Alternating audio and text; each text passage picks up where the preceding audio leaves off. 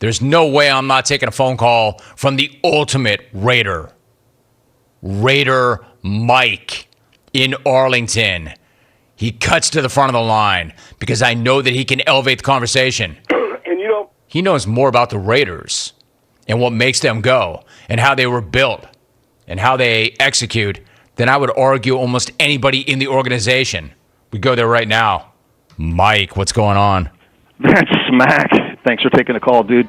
Hey, epic start for the Silver and Black. Raider Nation flooded Vegas last weekend in style for our first game in the new Death Star. And, even our fake fans were louder than a regular Charger crowd. Huge watch party at the Stage Door Casino with my boy Homer Cody and Kenny King Jr. I'd be remiss if I did not come in today and spike that football.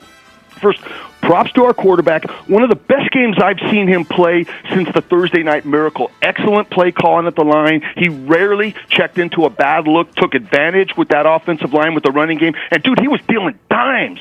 Now, if he could only scramble on third down. And shout out to the rotund one with extra-large huevos, Jim, who demonstrated to those knuckleheads, Mike McCarthy and Anthony Lynn, the proper time and place to roll the dice. Huge stones to kick that field goal, man. And I would say hardly a vote of confidence for our defensive coordinator. In fact, with Rod Marinelli in town, Gunther is not unlike that French dude in the Green Mile. The guy with the circus mouse. As Chicky Baby used to say, that guy, he ain't long for this one. Last thing, Van Smack. I mean, how sweet is it for old-school Raider fans like myself to finally be on the living side of that double-edged sword with penalties? I mean, the Aints racked up 10 penalties for $129 in true Raider fashion.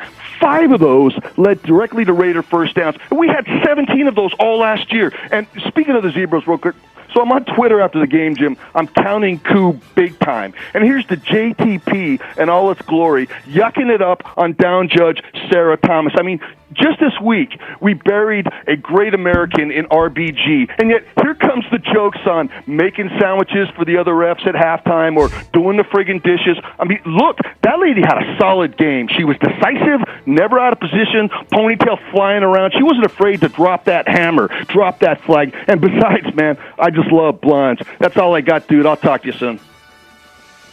Raider Mike. And kind of defeats the point of the take, right? I just love blondes. From totally respectful to kind of sexist in a second. That was a hard pivot, Mike. But, dude, I got to admit, you sound 20 years younger after a win like that. Raider Mike, I haven't heard him that hyped since the original nifty 650 talk show back in the day. Raider Mike feeling it. 1-800